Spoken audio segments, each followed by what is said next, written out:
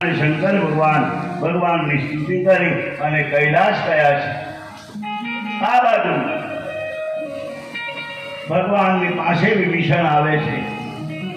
વિભીષણને લંકાનું તિલક કરી રાજ સિંહાસન આપી અને જે કાંઈ લંકામાં સંપત્તિ જે હતી પાપની સંપત્તિ પરમાત્માએ બધી જૂટવી અને વાનર સેનામાં બાકી દીધી। ભગવાનને થયું કે કદાચ આ સંપત્તિ જો વિભીષણની પાસે રહેશે તો કદાચ એનામાં કોઈ ખરાબ વિચાર આવે, એટલા માટે પાપની સંપત્તિ હતી એ બધાનો નાશ કર્યો છે। પછી ભગવાને કહ્યું કે હવે મને અવધની યાદ આવે છે, હવે મને ભાઈ મારો ભરત યાદ આવે છે।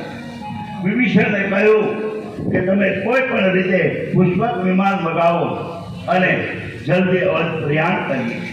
જો આજ કાલ સવારે હું અવધ નહીં પહોંચું તો ભરત જીવિત નહીં રહે। વિભીષણજી પુષ્પક વિમાન મગાવે છે અને ભગવાન વિમાનમાં આરૂઢ થાય છે।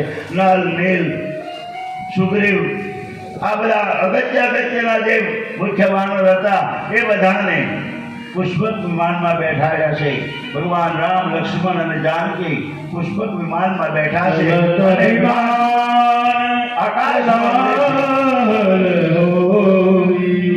जय रघुवीर कहत सब कोई। આકાશના માર્ગમાં પુષ્પક વિમાન ઉડે છે, સબરીનો આશ્રમ આવે છે। ભગવાન સીતાજીને કહે છે સીતે આ સબરીનો આશ્રમ છે। ત્યાંથી આગળ જે ઋષિમુનિઓને ભગવાન મળ્યા હતા, પંપા સરોવર, આ બધા સ્થાનોના શ્રી સીતાજીને દર્શન કરાવતા શૃંગવેરપુર આવે છે। શૃંગવેરપુર પુષ્પક વિમાનનું ઉતરાણ થાય છે। હનુમાનજીને સંદેશાવાહક તરીકે અવધ મોકલવામાં આવે છે। હનુમાનજી ભરતજીને રામના આગમનનો સંદેશો આપે છે। આ બાજુ ફરી પાછા હનુમાનજી રામજીની પાસે આવે છે। તુલસીજી અહીંયા લંકાકાંડના વિરામમાં છેલ્લે દોહું લખે છે, યહ કલી